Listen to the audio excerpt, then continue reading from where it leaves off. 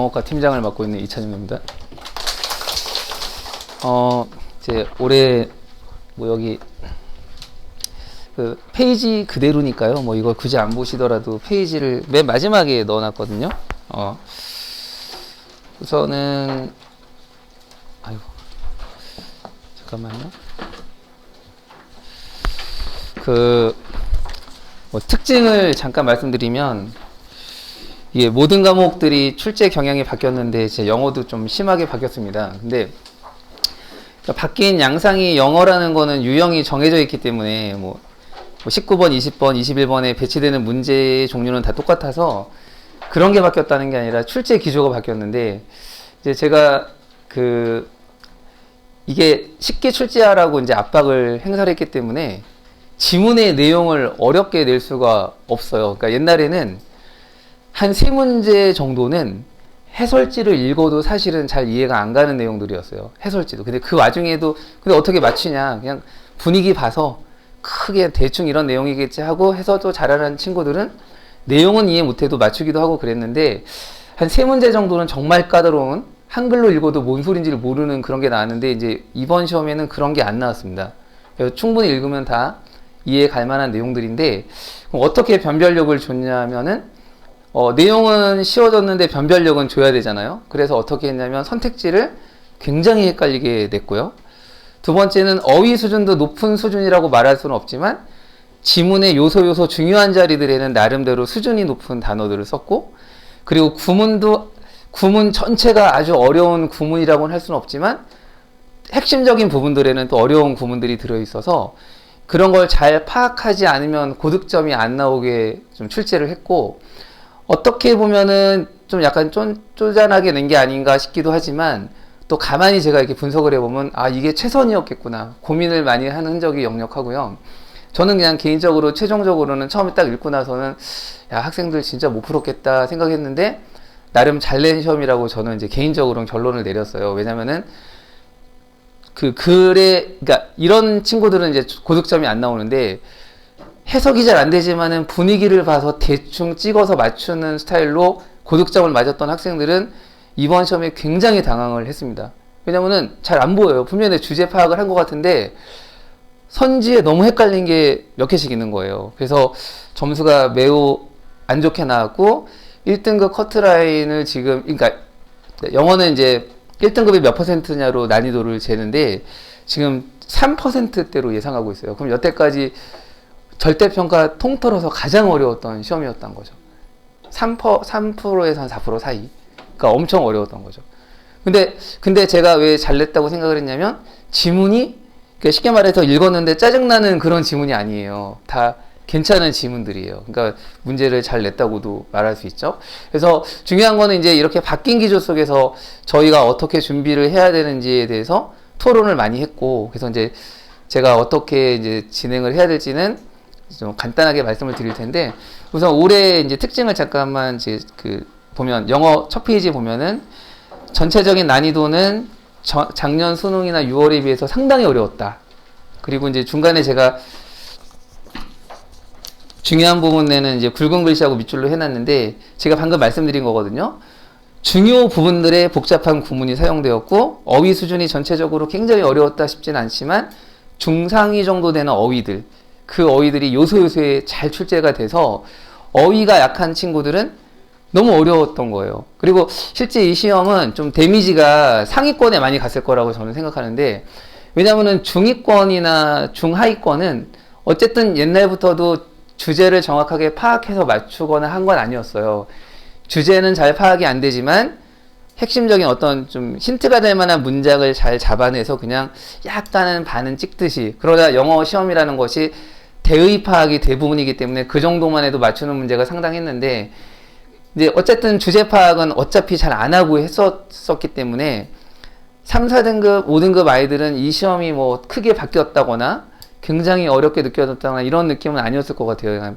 평상시하고 비슷했는데, 이제 상위권 학생들은 굉장히 당황스러웠죠. 1, 2등급 때 학생들은 원래 이쯤 읽으면 답이 보여야 되는데 답이 안 보이는 거예요. 그래서 이제 그렇게 상당히 어렵게 냈다. 이제 이렇게 알아두시면 되고, 첫 페이지에서는 그 정도. 그리고 밑에 이제 킬러 문항들이 뭐가 있었는지 제가 잠깐 이렇게 적어 놓은 거고요. 압도적인 킬러 문항 이런 건 없었습니다. 왜? 글을 읽으면 이해는 가니까. 근데 이제 답을 찾기가 어려웠던 거죠. 자, 이제 첫 페이지는 그 정도 하고요. 이제 좀 짧게 진행을 해야 되니까. 그 다음에 1등급 분포를 잠깐 보면은, 전년 대비 2023학년도 6월, 9월 수능 올해 6월 이렇게 넣어놨는데, 이제 1등급하고 2등급 비율을 이제 1등급만 보시면 안 되고 2등급도 같이 보셔야 돼요. 2, 3등급까지는. 그래야지 대충 난이도를 가늠할 수가 있는데, 대략 1등급은 한 7% 정도가 굳어지는 걸로 저희가 생각을 했었어요. 이제 거의 7%대로 거의 확정을 지으려고 하나 보구나. 그리고 2등급은 한 20% 초중반. 이 정도로 거의 안착되나 싶었거든요. 그러면 그 정도 난이도는 상당히 괜찮은 난이도예요. 변별력도 있고, 절대평가의 취지에 맞게 그렇게 어렵지도 않고. 그런데 갑자기 이 9월에서 모든 게 다 깨져버린 거죠. 그래서 9월에 예상을 보시면 1등급이 3에서 4 사이에요. 3.5쯤 되지 않을까 싶고, 2등급 중요한 건 2등급도 확 내려가고, 그리고 3등급도 이제 3등급부터는 그래도 비슷할 수도 있지만 어쨌든 3등급도 적어요. 그래서 이 정도 예상을 하고 있는데 이게 엄청 어려운 시험이었던 거예요. 그래서 이제 이거는 이제 앞으로 영어 실력은 어쨌든 고정됐는데 학생들이 영어 실력이 준 게 아니잖아요. 그러면 6월에 봤던 친구나 그 전에 봤던 친구들이 다 같은 영어 실력을 갖고 있었는데 이렇게 된 거잖아요. 그럼 이제 이걸 대응을 누가 더 잘하느냐의 싸움이 남은 거고, 저희가 이제 이걸 정확하게 면밀하게 분석해서 앞으로 2달가량 남았는데 어떤 식으로 수업을 해야 되겠다라는 게 머릿속에 다 상이 서 있기 때문에 이제 2달 동안 맹 훈련을 시킬 생각입니다. 이게 영어 점수가 수능에서 영어를 많이 반영하는 학교가 있고 정시에서요. 적게 반영하는 학교가 있어서 수능을 그러니까 영어를 망쳤어도 사실은 적게 반영하는 학교를 또 지원해도 되긴 하는데, 일단 옵션이 일단 적고, 그리고 또 수시를 재수생들은 거의 다 수시를 쓴단 말이에요. 논술을.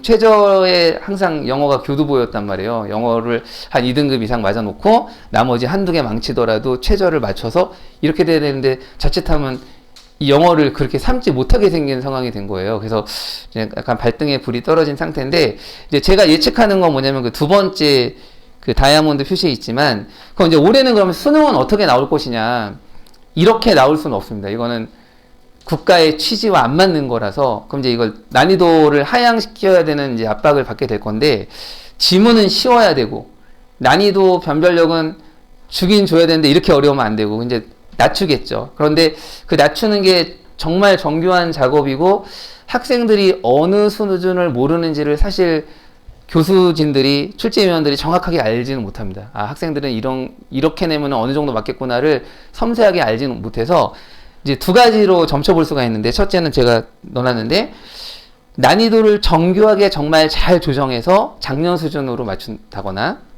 아니면은 그렇게 하려다가 조금만 쉬워지면 또 학생들은 잘 풀거든요. 그래서 한 10%까지 가지도 않을까라는 생각도 이제 조심스럽게 해보면 되게 둘 중에 하나일 것 같은데, 그러나 제가 맨 마지막에 넣어놨지만은 항상 모든 시험은 최악의 난이도를 가정하고 공부를 해야 데미지가 없는 것이죠. 그래서 이제 그걸 가정해서 앞으로 나갈 거니까 이제 너무 걱정하지 않으셔도 되고요. 자, 그리고 그 이제 탑5는 뭐 학생들 보라고 넣어놓은 거니까 학생들이 읽으면 되고요. 이제 중요한 거는 이제 그 등급대별 공략법인데, 우선은 이제 5번이죠. 큰 목차로. 이제 자, 상위권이 이번 시험에 가장 당황했던 권이에요. 1, 2등급. 그래서 그 학생들은 일단 바뀐 경향성을 확실하게 알고 있어야 돼요. 문제의 느낌이 달라졌어요. 그러니까 큰 주제 잡아서 큰 주제만 잡으면 선택지에 딱 하나가 보였는데 이제 안 보인단 말이에요. 그래서 어떻게 해야 되냐면, 우선 첫째는 어렴풋한 주제만으로는 부족하다. 핵심적인 키워드를 찾아내야 된다. 그 키워드를 찾아내야 핵심적인 이 글이 원하는 가장 핵심적인 그 개념이 뭔지를 알아야 선택지에서 두세 개 헷갈리는 거에서 제낄 수가 있어요. 아닌 거를. 그냥 어렴풋한 주제만 잡으면 계속 헷갈릴 거예요. 그래서 주제는 이건데 특히 이 개념이 아주 중요한 개념이다. 이거를 콕 찍어내야 되고, 이거를 제가 이제 앞으로 아주 집중적으로 훈련을 많이 시킬 생각이고, 그리고 선택지가 예전에는 이런 식이었거든요. 이게 요번에 어떤 게 있었냐면 이런 지문이 있었어요.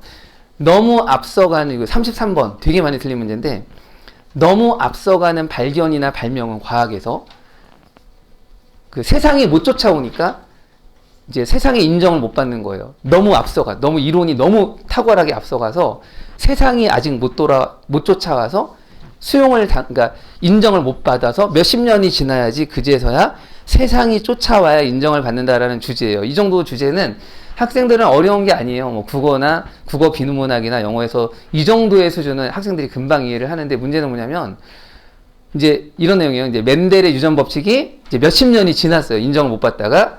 그리고 이제 드디어 그의 이 통찰력은 이게 주제고 빈칸이 나왔는데 대중의 인정을 받았다라는 선지가 있어요. 왠지 맞는 것 같잖아요. 근데 얻다가 아니라 리게인이에요. 다시 얻었다. 그럼 다시 얻었다는 말은 잃었던 적이 있다는 얘기죠.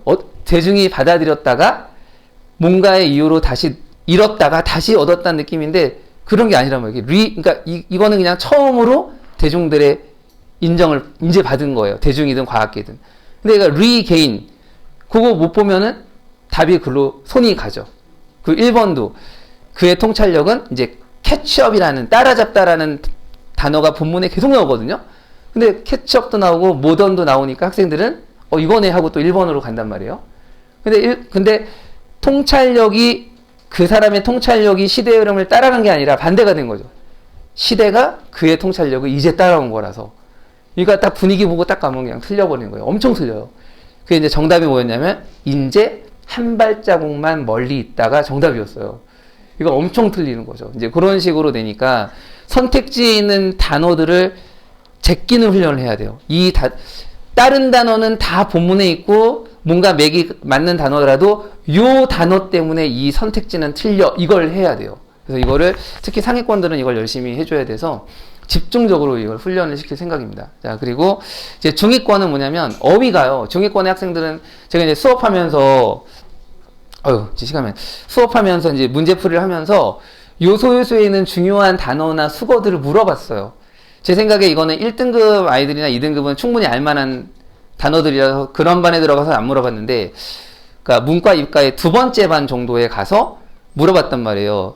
이 단어를 모르면 이 문제를 풀 수가 없는 그런 요소에 있는 단어들인데 모르는 경우가 대부분인 거예요. 그래서 그러니까 완전 모르는 게 아니라 본 듯한데 정확한 뜻을 떠오르지 않는 거죠.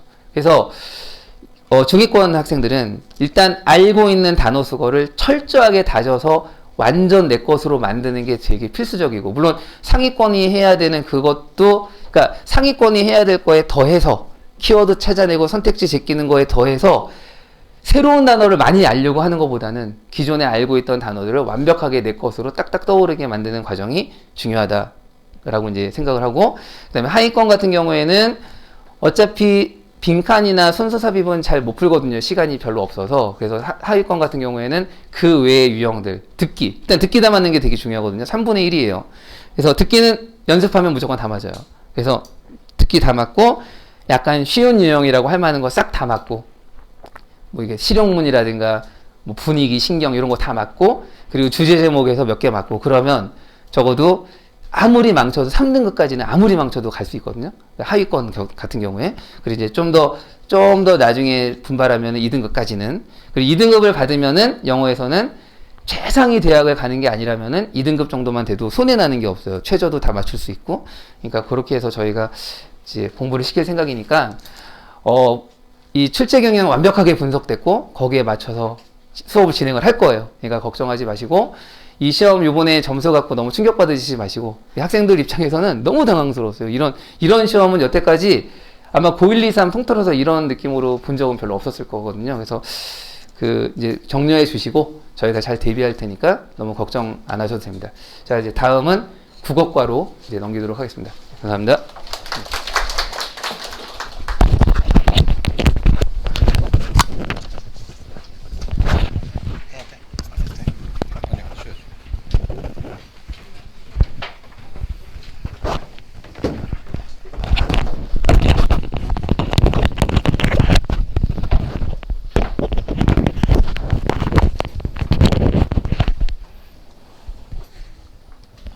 그럼 이건 안 해도 되지. 이것만으로 나오지. 안녕하십니까. 국어과 김혁재 선생입니다. 6평 이후에 정부에서 발표가 한 번 있었죠. 킬러 문항을 배제하겠다라는 이야기 자체를 좀 해서 어떻게 올해 수능 자체가 변화가 될 건지 저도 좀 궁금하고 이런 상황에서 9평 시험 자체가 치루어졌습니다. 근데 킬러 문항을 배제한다라는 거에 대한 어떤 의미를 궁금해 하시는 분들도 많고 올해 수능 국어 자체가 어떻게 출제가 될 것인지 궁금해 하시는 학부모님들도 많을 거라고 생각이 돼서 제가 킬러 문항 배제랑 그 다음에 여기 써 있는데 문학과 독서의 난이도 균등화가 이번 수능의 핵심 키워드입니다. 요거 두 개를 연결을 해서 조금 최대한 알기 쉽게 설명을 좀 해드리도록 하겠습니다. 일단은 이 킬러 문항 배제라는 건 뭐냐면 뭐 학부모님들 다 아시다시피 상대성 이론이란 이론이 있잖아요. 그럼 이 이론 자체가 독서 제재로 출제가 될 수는 있어요. 그러니까 출제가 될 수 없는 건 아닙니다. 출제가 될 수는 있어요. 다만 공교육에서 고등학교 때까지의 교육과정을 배운 아이들이 이해할 정도로만 출제를 해야 된다는 거죠. 따라서 지금 어디에다 선이 그어진 거냐면 깊이에 선이 그어진 거예요. 고등학교를 벗어나는 깊이까지는, 공교육을 벗어나는 깊이까지는 건드리지 마라. 이게 이제 첫 번째고요. 그 다음 두 번째는 뭐냐면 상대성 이론을 설명해 줄 거면 지문에서 수험생들이 이해할 수 있도록 충분히 설명해 줘라. 이 부분이에요. 그래서 설명을 생략해서 수험생들이 지나치게 추론적 사고를 하도록 하지 말아라. 이거 두 가지가 이제 키워드인 겁니다. 그래서 독서는 이제 어떻게 출제가 되냐면 낯선 제재 당연히 나올 수 있어요. 다만 우리 아이들이 이해할 수 있을 정도로 나오고요. 설령 우리 아이들이 모른다 하더라도 문제를 해결할 수 있는 정보를 지문에 제시합니다. 그래서 지문에 없는 정보가 나오진 않아요. 그래서 독서 전체적인 문항 중에서 고난도 문항이 빠졌다라고 생각을 하시면 됩니다. 그래서 이걸 생각하시면 될 것 같고, 이게 문학에는 어떻게 적용이 되냐면 첫 번째가 그거예요. 문학은 개념이라는 게 있잖아요. 흔히 말하는 소설에서의 시점이라든가 표현상의 특징이라든가 이런 개념적인 부분이 있는데, 공부를 열심히 한 친구들은 이런 개념적 문제를 제목, 작가, 선지만 보고도 정답을 끄집어낼 수 있는 문제들이 있었어요. 이 소설의 시점을 물어봤어? 이 소설의 시점은 이 시점인데 그럼 정답 3번. 이렇게 빨리빨리 풀 수 있는 문제들이 있었는데 이 문제를 못 내게 한 거죠. 이유는 간단하죠. 반복 연습을 통해서 문제풀이 스킬을 익힌 애들한테 유리하면 안 된다. 그래서 이 문제가 빠진 거예요. 그 다음에 두 번째는 뭐냐면 지나치게 길고 복잡한 선지를 배제해라. 그러니까 지나치게 선택지가 길게 되면 같은 한국인이 읽어도 무슨 말인지 애매모호할 때가 많잖아요. 그래서 지나치게 긴 건 배제해라. 문학에서 중요한 건 이거 두 개입니다. 이 두 개가 실제로 구평에 적용이 되다 보니 어떤 현상이 일어났냐면 수험생 입장에선 문제만 살짝 보고 정답이 나와줘야 되는 문제들이 없어졌어요. 없어졌습니다. 그리고 선지가 되게 긴 문항들은 없어졌지만 그 긴 문항들이 골고루 분배가 돼 있어요. 그 어떤 선지도 짧지 않습니다. 모든 선지들이 지문의 내용과 문제의 조건을 연관해서 판단을 해야 정답이 나오는 거예요. 그래서 이렇게 돼서 독서에서는 아주 어려운 문항이 빠졌고 문학에서는 쉽고 간단하게 해결되던 문제들이 빠진 게 되는 겁니다. 그러니까 우리 아이들이 지금까지 연습을 했던 문제풀이 방향은 선택 과목을 먼저 풀고 문학 자체를 먼저 풀고 나머지 시간에 독서 제재를 푸는 방식으로 연습을 해왔다라는 거고, 이 방향성에서 가장 중요한 건 문학의 정답률을 유지하면서 시간을 많이 들이지 않아도 된다가 전제였어요. 그래서 이 연습을 했던 친구들이 구평 시험을 딱 봤어요. 근데 문학에서 쉽게 풀리는 문제가 단 하나도 없는 거죠. 그리고 자신이 알고 있었던 개념을 활용해야 되는 문제의 개수가 완전히 줄어든 거예요. 거의 없다시피 합니다. 그러니까 수험생들 입장에선 굉장히 크게 당황을 하게 돼요. 그래서 이런 변화 양상 자체를 좀 잘 알아두셔야 되고, 그 결과로 이제 어떻게 됐냐면 등급컷 보이시나요? 6평의 화작 기준 98점이었던 1등급 컷이요. 9평에는 EBS 예상컷 기준 90점으로 떨어집니다. 엄매가 93이었는데 88로 떨어져요. 이 떨어진 원인은요, 딱 두 가지를 생각하시면 됩니다. 첫 번째는 시간 부족. 그 다음 두 번째는 선지 판단 능력을 배양해야 돼요. 이제 내가 공부를 좀 열심히 했다 그래서 그냥 쉽게 판단을 내릴 수 있는 선지가 있는 게 아니라 이 선지가 말하고자 하는 게 뭔지를 한 번 정도 사고력을 가지고 따져봐야 정답이 나오는 시험이 됐다라는 겁니다. 여기에 더해서요, 화법과 작문을 선택한 친구들 같은 경우는 글 상황, 실제로 쓴 글, 조건, 그림 자료, 얘네들을 다 연결해야 풀 수 있는 문제들이 출제가 됐고요. 언어와 매체를 선택한 애들은 다양한 문법적인 요소들을 단어 하나, 문장 하나에 하나하나씩 적용해 봐야 되는 문제들이 출제가 된 거죠. 그래서 엄매를 선택한 애들도 당황한 거예요. 이쯤 되면 문법 3문제는 빨리 풀리고 문법 2문제를 고민해야 되는데 원래 빨리 풀려야 되는 문법 3문제가 안 풀려. 하나하나씩 다 적용을 해봐야 돼. 화작을 했던 친구들 역시도 당황한 거죠. 이런 정도의 문제는 빨리 풀고 다음 문제로 넘어가야 되는데 이 빨리 풀어야 되는 문제에 정답이 안 보여. 풀라 그러면 지문과 선지와 자료를 복합적으로 활용해야 돼. 이게 뭉쳐지다 보니까 이번 시험에서 수험생들의 시간 부족 현상이 극심해졌다. 이렇게 총평을 내릴 수가 있겠고요. 그래서 앞으로의 출제 방향 자체나 출제 경향은 올해 수능은 명료하다고 봅니다. 독서 자체는 작년 수능 정도의 문제 유형이 그대로 출제가 될 거고 조금 친절한 독서가 될 거예요. 지문에 정답의 근거가 다 들어가 있는. 그럼에도 불구하고요, 독서 문제를 풀려면 지문 자체를 천천히 다 읽어야 풀 수 있는 거잖아요. 그래서 독서에서 시간 부족을 해결할 수는 없을 겁니다. 그러면 문학 자체가 남는데 이 문학에서요, 선택지를 어떻게 판단하는지 연습하는 게 올해 수능을 정복할 수 있는 길입니다.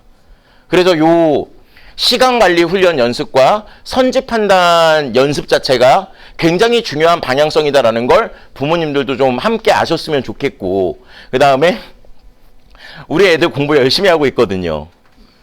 너 왜 이런 것도 못하니? 이런 말씀은 좀 답답하셔도, 왜냐면 지금 수험생들도 당황스럽거든요. 자기가 봤던 선지 유형이 아니고 특히 그 정도가 올해 9평에 심했어요. 수능에는 좀 완화될 거라고 예상합니다. 등급컷이 많이 떨어졌으니까요. 그래서 그런 식으로 이제 진행이 될 거다라는 걸 생각을 해주시면 될 것 같고요. 그래서 뭐 저희가 준비한 겁니다. 지금 9월 달에 하고 있는데 EBS 교재 수능 완성 준비하고 있고요. 독서는 독서 이론까지 포함해서 4개 제재 중에서 인문, 과기, 사회 3개 제재가 EBS 연계로 출제가 됐고요. 그러니까 수험생들의 연계 체감 자체는 높은 편이고 이 기조는 올해 수능까지 이어질 걸로 보입니다. 반면에요, 문학은요, 총 7개 작품 중에서요, 3작품이 연계가 됐고 4작품이 비연계로 나왔어요. 그렇기 때문에 낯선 문학 작품을 해석할 수 있는 독해력 자체가 필요해서 지금까지 나왔던 최근 3개년 기출 자체를 병행을 하고 있습니다. 그리고 10월 달에는 저희가 이제 좀 스스로 책임감을 좀 갖기 위해 코나투스 수능을 예언하다라는 교재를 가지고 선생님들이 열심히 준비하고 있거든요. 그래서 고난도 문학 문제들 자체 모으고 있고요. 최근 출제 경향을 반영한 모의고사를 선별하는 작업 중에 있고요. 지금 수업에서 이제 집중적으로 다룰 건 실전에서 학생들이 시간 관리를 하기 위해 어떤 과정을 거쳐야 되는지에 초점을 맞춰가지고 지도를 하도록 할 예정입니다. 그래서 9편 끝나고 나서 여러 선생님들과 여러 자료도 확인하고 선생님들끼리의 어떤 치열한 회의를 거쳐서 이런 식으로 출제될 것이다 라는 예측 자체가 완성이 됐고, 그거를 뒷받침할 수 있는 여러 가지 자료들 자체를 저희가 치열하게 선별하고 치열하게 검증하고, 그 다음에 우리 수험생들이 수능 시험장에 들어갔을 때 많이 당황하지 않고 자신의 실력 자체를 잘 발휘할 수 있도록 끝까지 노력을 할 테니 부모님들도 끝까지 응원해 주시기 바랍니다. 여기까지 하겠습니다. 감사합니다.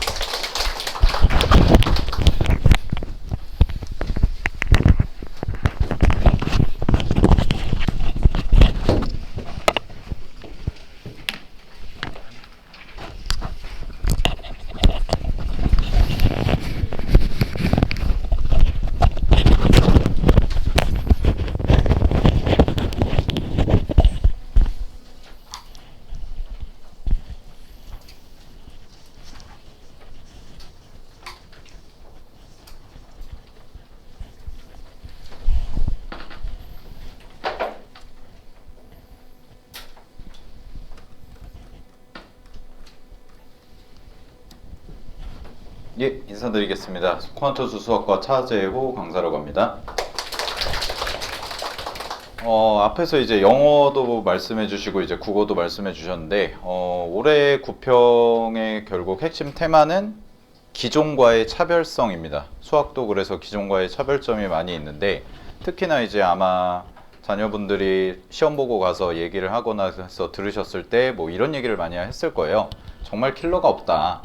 그러니까 본인이 원래 생각했던 번호, 그러니까 수학을 공부를 어느 정도 하고 뭐 보통 시험에서 이제 예전에 봤던 모의고사에서 60점에서 70점 혹은 80점 정도 나오는 친구들이 봤을 때 이제 본인들이 생각하기에는 이제 안 풀어도 되는 문제들이 있었거든요. 뭐 22번이라든가 15번이라든가 30번 이렇게 해가지고 아예 시중에서 뭐 파는 모의고사 중에도 아예 그 번호를 뺀 모의고사도 이제 뭐 킬러 없는 모의고사다 라고 해가지고 이제 팔고 이렇게 했었는데, 실제로 그렇게 나왔습니다. 실제로 이제 특히나 뭐 아시겠지만 수학이 정부의 그 어떻게 보면 저격을 제일 많이 받았죠. 킬러 문항 중에서도 제일 많이 있고, 그 다음에 하나하나 조목조목 따져가면서 이제 이거는 1에서 킬러고 1에서 킬러고 1에서 킬러고, 아마 이제 나가시다 보면은 복도에도 저희가 이제 게시를 해놨는데 뭐 수학이 거의 10문제 정도가 됩니다. 전 과목이 이제 통틀어서. 일단 결론부터 말씀을 드리면 정부에서 올해 발표한 주제들이 있어요. 수학은 이제 뭐 국어 같은 경우는 뭐 독서 지문의 주제라든가 이게 되게 애매한데, 수학은 이제 출제되는 그 주제들이 명확하게 잡히는 편이기 때문에 올해 이제 보도자료로 교육부에서 발표한 10가지 주제는 안 나올 가능성이 99%입니다. 그래서 저희도 예전에 매년 출제가 됐던 거의 필수 유형이라고 가르쳤던 것들이 다 이제 출제가 되지 않을 걸로 확실시가 되기 때문에 그 부분에 대해서는 이제 학습량을 좀 줄이고, 혹시 모를 1%의 가능성에 대해서는 이제 학습은 이미 다 끝난 상황이라서 그걸 제외하고 이제 신유형에 대해서 중점적으로 학습을 할 건데, 어머님들한테 제가 말씀드리고 싶은 거는 9월달 평가원 모의고사는 어떻게 생각하시나요? 언론 혹시 뉴스 보시거나 하면은 쉽다고 하던가요? 네, 그죠. 이제 언론에서는 보통 쉽다고 얘기를 할 수밖에 없습니다. 왜 그러냐면 1등급 컷이 올라가서 그래요. 보통 언론들은 1등급 컷이 몇 점이다를 가지고 그 시험이 쉽다 어렵다를 이제 판단을 하고, 그 다음에 두 번째로 얘기를 하는 건 조금 연구한 기자들 같은 경우는 이제 어떻게 얘기를 하냐면 이제 만점 좌표점이 좀 낮아졌다 뭐 이런 식으로 얘기를 하는데, 실질적으로 이제 1등급 컷 같은 경우는 6월 달에 비해서는 8점이 올랐고요. 그 다음에 작년 수능 대비로는 4점 정도가 올랐습니다. 그래서 제가 이제 그 자료집 보시면은 여기 이제 표로 요거를 보고 제가 좀 설명을 드릴 건데, 현재 이제 수능에 나온 작년 수능, 그 다음에 올해 6월은 이제 확정된 등급 컷이고요. 그 다음에 9월 달은 이제 가채점 결과로 이제 나와 있는데, 아무래도 이제 원점수 기준으로 하다 보니까 조금은 이제 부정확하죠. 1, 2점 정도의 차이는 있는데, 이제 왜냐면 등급 컷은 표점으로 가니까. 보시면은 이제 눈여겨보셔야 되는 게 이제 첫 번째 같은 경우는 이제 1등급 컷을 보시게 되면 재작년 수능 같은 경우, 작년 수능 같은 경우에 이제 저기 85라고 나와 있는데 84점도 1등급을 받았습니다. 그러면 왜 저기는 85라고 나와 있냐면 똑같은 84점이어도 틀린 문제에 따라서 표준 점수가 달라요. 그래서 공통에서 많이 틀리면 표준 점수가 내려갑니다. 그래서 공통 2개, 선택 2개를 틀린 친구와 공통에서 3개를 틀리고 선택에서 하나를 틀린 친구는 표점 차이가 1, 2점 정도 납니다. 반영 비율 때문에. 그래서 우리가 이제 보통 84에서 85 정도로 잡고, 그 다음에 6월달 평가원은 이제 82라고 돼 있는데, 이제 이 친구도 80, 81, 82 요게 다 가능한 점수예요. 이렇게 돼 있고, 현재 이제 9월달 같은 경우는 미적분 기준으로 88에서 뭐 높게는 90 요 정도로 이제 잡혀 있는데, 그냥 단순하게 1등급 컷만 보면 시험이 쉽죠. 한 문제 정도, 6평 대비로는 한 2문제 정도 차이가 나고 수능 대비로는 한 문제 정도 차이가 나기 때문에. 근데 이제 보시면은 교육부에서 올해 이제 6월 모의평가 이후에 정부에서 발표한 거에 핵심 테마가 둘인데, 하나는 이제 킬러 문항 배제고, 하나는 혹시 뭔지 아시나요? 킬러 문항 배제랑 더불어서 하나가 더 있습니다. 숨어있는 게 변별력 확보. 네. 어떻게 보면 앞뒤가 안 맞죠. 킬러 문항을 배제하는데 변별력은 확보하겠다. 이게 정부의 핵심 테마였거든요. 수학 같은 경우도. 근데 올해 9평만 놓고 보면 최상위권 변별력을 제외하면 변별력이 확보가 됐습니다. 왜 제가 이런 말씀을 드리냐면, 아마 뭐 혹시나 이제 지금 다니고 있는 자제분들 말고 그 윗세대, 뭐 2살, 3살 정도 많은 통합형 수능 전 세대에 혹시 대학을 보낸 자제분이 계시면, 그 당시에 수능이 등급 컷이 어땠냐면 1등급 컷 96, 2등급 컷 92, 3등급 컷 88 요렇게 끊어지던 세대가 있어요. 한 6년 전, 7년 전. 그 다음에 그 다음 세대가 이제 등급 컷이 어땠냐면 가영, 나영 시절에 1등급 컷이 92, 2등급 컷이 88, 3등급 컷이 80 요렇게 끊어지던 세대가 있었어요. 아주 정형화되게. 그럼 그 세대들은 사실은 한 문제를 실수로 틀리면 변별력이 확 깎이는 거죠. 이제 원래 평소에 100점 받던 친구가 계산 실수를 해가지고 4점짜리 하나 틀리고 3점짜리 하나 틀리면 바로 그냥 2등급으로 가버리는 이런 세대가 있었던 거죠. 그래서 우리는 그때 이제 변별력이 없다. 그러니까 최상위권 변별력을 갖추기 위해서 전체적인 문제는 쉽지만 고난도 킬러 3문제에서 4문제 정도가 아주 어렵게 출제가 되기 때문에 거기서 이제 몇 문제를 맞추냐가 1등급, 2등급, 3등급을 가르는 딱 그 세대였는데, 통합형 수능이 되면서 문과이과가 합쳐지면서 그게 많이 사라졌어요. 그게 많이 사라지고 조금은 어떻게 보면 고르게 이제 점수 분포가 돼서 뭐 1등급 컷이 보통 작년도 그랬고 재작년도 그랬고 전부 다 84점 요 정도에서 이제 끊겼는데, 이제 9월달 평가원을 봐도 9월 평가원의 1등급 컷이 88인데 여기 보시면 76, 66, 52 여기랑 보시면 됩니다. 82, 71, 61, 46. 그럼 이 말은 무슨 얘기냐면 전반적으로 아이들이 2문제 정도는 더 맞춰요. 6월에 비해서는. 왜냐면 킬러 문제가 없고 대신에 문항 난이도가 좀 쉬워지기 때문에. 근데 그렇게 되면 만약에 변별력이 확보가 안 됐다면 이 등급 컷이 1등급 컷이 88이면 2등급 컷이 84 정도가 돼야 변별력이 없는 거예요. 그거는 왜냐면 실수 하나로 등급이 완전히 갈리는 거기 때문에. 그 한 문제 사이에 아주 많은 인원이 모여 있다는 뜻이 되는 거죠. 근데 결과론적으로 봤을 때는 올해 9평이 정부 입장에서 평가를 할 때 본인들이 내세웠던 킬러 문항 배제 그리고 변별력 확보의 측면에서는 아주 극상위권, 수학으로 치면 이제 의대라든가 치대라든가 메디컬 계열을 지원하는 이런 친구들을 제외하고는 변별력을 갖췄다라고 볼 수가 있는 거죠. 그래서 저는 사실 올해 수능 같은 경우는 아주 예측하기가 힘들어요. 저 같은 경우도 이제 제가 한 10년 정도 있었는데 그래도 아주 힘들기 때문에, 그래서 제 생각에는, 그리고 선생님들이랑 이제 의견을 모아서 봤을 때는 여기 보시면 이제 표점 최고점을 보시면 되는데, 표점 최고점이 현재 143점으로 예상이 되고 6평이 좀 높았죠. 151점이었고 작년 수능에는 이제 145점이었는데 6평과 9평 사이에서 즉 작년 수능에 수렴하지 않을까라는 가능성이 제일 높습니다. 올해 수능 같은 경우에. 그래서 작년 수능 정도의 난이도나 변별력을 확보하려면 현재 9월 달에 나왔던 문제들보다 전체적인 평균 난이도는 높아지고 킬러 문항은 똑같이 9월처럼 안 나올 가능성이 높다는 거죠. 그게 가장 가능성이 높습니다. 왜냐하면 킬러를 낸다는 건 결국은 단원간 통합형이나 여러 가지 주제를 한꺼번에 물어보는 문제를 내는데, 뭐 미적분에서 원래 이제 전통적으로 어렵게 나왔던 30번에서 한 문제 안에서 두 가지, 세 가지를 물어보는 문제들을 완전히 배제를 했어요. 그렇기 때문에 이제 아이들이 이제 봤을 때 문제가 좀 보기 편하네. 일단 문항 길이도 짧아졌고요. 그리고 문제를 풀다 보니까 어느 정도 이제 답에 도달을 하네. 이런 식으로 이제 의견들이 많이 나오는 거죠. 실제로 시험을 본 친구들도. 근데 이제 왜 그러면 이런 결과가 나왔을까? 보통 이제 시험이 쉽다고 얘기하는데, 근데 이제 객관적으로 말씀을 드리면 시험이 쉬웠던 건 맞습니다. 시험이 쉬웠던 건 맞는데 우리 친구들이 뭐 잘 본 친구들도 있고 좀 떨어진 친구들도 있고 6월달이랑 현상 유지한 친구들도 있어요.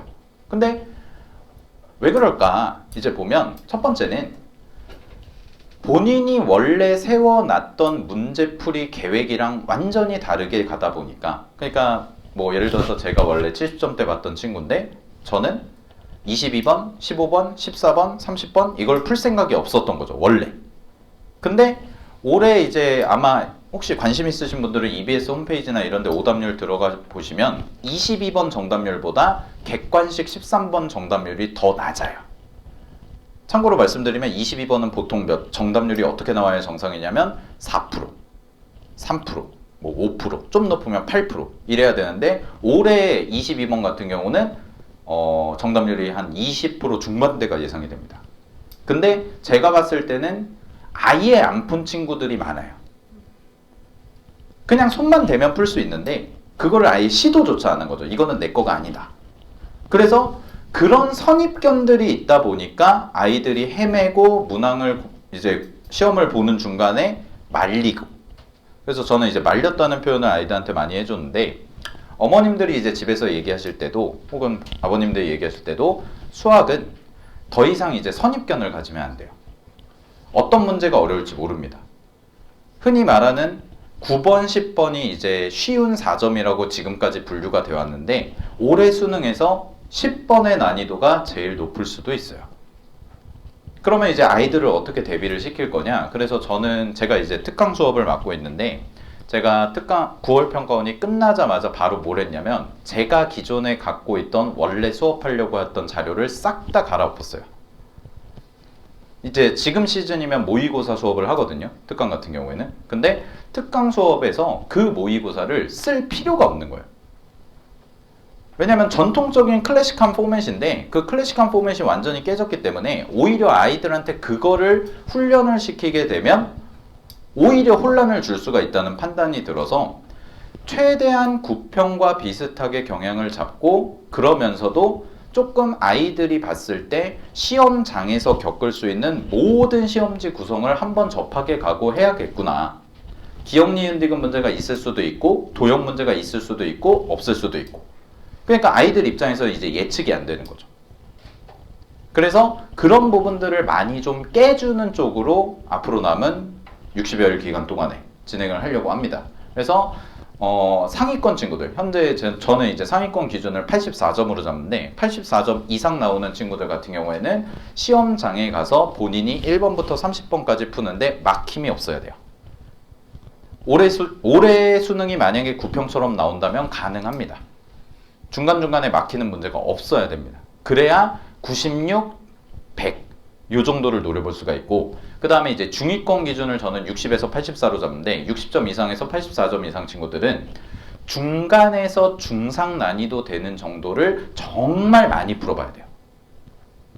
기존에 나왔던, 시험에 자주 나왔던 것만 중점적으로 풀자 이게 아니라 아주 다양한 주제들을 풀어야 되고, 그 다양한 주제들을 풀 수 있는 학원 내에서의 이제 자체적인 자료들이나 이런 부분들을 저희가 벌써 이제 9편 끝나고 바로 개발에 착수를 해서 원래는 보통 이제 3학기 교재를 EBS 파이널 을 중심으로 썼었는데 아직 확정이 난 건 아니지만 올해는 기존과는 좀 수학 같은 경우에는 많이 달라질 가능성이 높습니다. 네, 기존에 나왔던 자료들, 특히 9평 이전에 나왔던 자료들은 쉽게 말씀을 드리면 전혀 지금의 수능 트렌드를 쫓아가지 못하고 있습니다. 그래서 그 자료들은 그냥 본인이 그냥 문제 푸는 연습 용도로 사용하는 게 좋고, 실제로 내가 시험장에 가서 어떻게 공부를 할 것이냐, 어떻게 시험에 응시를 할 것이냐, 머릿속에 그림을 그리고 들어가야 되는데, 이제 그 그림을 그리는 소스들이 많이 부족해요. 현재는. 뭐 부랴부랴 이제 다른 업체들도 이제 만들겠죠. 다른 업체들도 만들고 할 텐데, 저희도 이제 그거를 이제 자체적으로 어느 정도 개발을 해서 우리 친구들이 상위권, 중위권, 하위권 이렇게 맞춰서 점수대별로 좀 연습을 해서 최대한 본인이 맞을 수 있는 점수를 최대한 맞을 수 있게. 그래서 마지막으로 이제 60점 이하인 친구들 같은 경우에는 제일 중요한 게 계산력입니다. 아마 이제 뉴스 좀 관심 있게 보셨으면은 수학 트렌드가 킬러 문항은 없어졌지만 좀 계산이 많아지고, 그 다음에 고1 수학이 좀 많이 반영이 됐다, 뭐 이런 식으로 이제 언론 보도가 나왔는데, 실제로 그게 맞고, 현재 이제 계산을 좀 어려워하는 친구들한테는 계산력 훈련이 필수입니다. 올해 수능 같은 경우에. 그러면 본인이 전혀 생각지도 못한 점수를 맞을 수가 있는 거죠. 이런 식으로 이제 9평이 출제가 됐다는 거. 그래서 저희는 뭐 이제 수학 같은 경우에는 현재 10월달, 11월달에 이제 이어지는 게 2학기 수업은 다 EBS 수능 완성까지가 다 마무리가 되고요. 그 다음에 기출변형 프린트나 이런 거 다 마무리가 되고, 마지막은 실전 모의고사인데, 보통 지금까지의 실전 모의고사 수업은 내가 지금까지 연습해왔던 걸 그냥 한번 돌려보면서 실제 시험지처럼 풀어보자, 이런 느낌이 강했다면, 올해 3학기 같은 경우에는 정말 바뀐 이 틀에 대해서 연습을 하는 걸 중점적으로 지도를 할 예정입니다. 그래서 이렇게 이제 진행이 될 거고요. 그 다음에 이제 제가 쭉 써놨는데, 마지막으로 하나만 말씀을 드리면, 아마 이제 아이들이 수학 실력이 어떻든 간에 보통 수학을 많이 어려워합니다. 뭐 좋아하는 것과 싫어하는 것의 차이가 아니라 그냥 보통 수학을 어려워하고, 그 다음에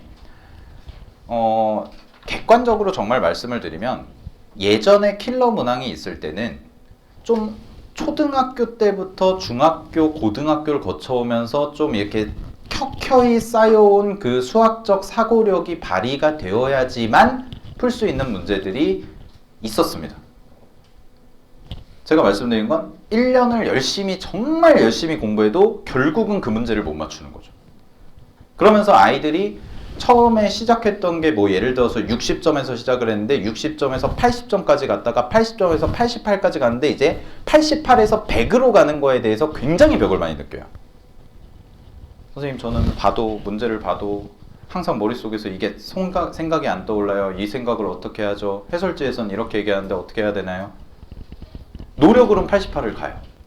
근데 그 장기간에 쌓여있던 어떤 수학적인 사고력이 좀 터져 나와야 이제 96, 100, 흔히 말하는 최상위권 1% 이내로 들어가는데, 올해 수능이 만약에 9평처럼 현재 나온다면, 9평이 반영돼서 나온다면, 올해는 좀 희망을 가지셔도 됩니다. 올해는 그런 문제가 없습니다. 올해는 정말 열심히 노력하고 정말 문제 많이 풀고 정말 고민 많이 한 친구들이 100점을 받을 수 있는 시험이에요. 본인의 수학적 능력과 관계없이.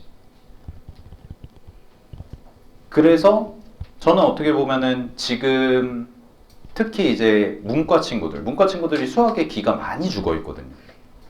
문과 친구들 정말 많이 죽어 있습니다. 미적하는 친구들은 그래도 내가 이과니까 수학을 좀 해야 되니까 열심히 하는데, 문과 친구들 같은 경우엔 어떤 느낌이 드냐면, 해도 안 돼요. 이게 점점 심해져요. 해도 안 돼요. 아니 쌤, 해서 뭐예요? 어차피 4등급인데. 근데 올해는 지금 남은 60여일 동안 정말 본인이 열심히 노력을 하면 한 번도 받아보지 못했던 점수를 받을 수 있는 시험지예요. 9월 평가원만 놓고 보면. 그래서 저는 이제 그런 친구들이 점수를 제일 잘 받아야 된다고 생각을 하거든요. 선천적으로 타고난 능력과 상관없이 정말 열심히 1년 동안 자기가 하고 싶은 거 포기하면서 누구보다 열심히 한 친구들이. 그래서 안 그래도 이제 제가 수학을 가르치면서 좀 내심 미안한 부분이 있었는데, 뭐 이제 예전에 졸업했던 친구들한테는 대놓고 너는 수학적 머리가 좀 없구나 이렇게 대놓고 얘기하기가 쉽지가 않으니까 어느 정도 이제 벽이 보이긴 합니다. 근데 그 벽을 이제 평가원이 어떻게 보면은 제도적으로 좀 치워준 거죠. 그래서 앞으로 남은 기간 동안에 저희 코아투스 이제 수학과 선생님들도 열심히 교재 연구하고 문항 개발해서 훨씬 더 좋은 자료로 아이들이 올해 수능에서 대박이 날 수 있도록 열심히 노력하겠습니다. 감사합니다.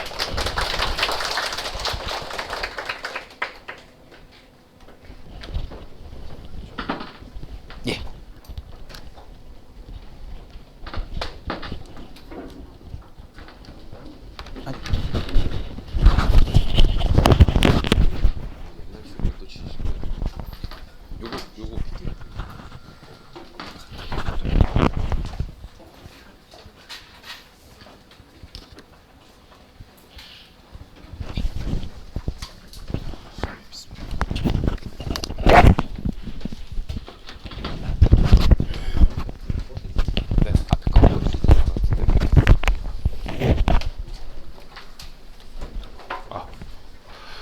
네.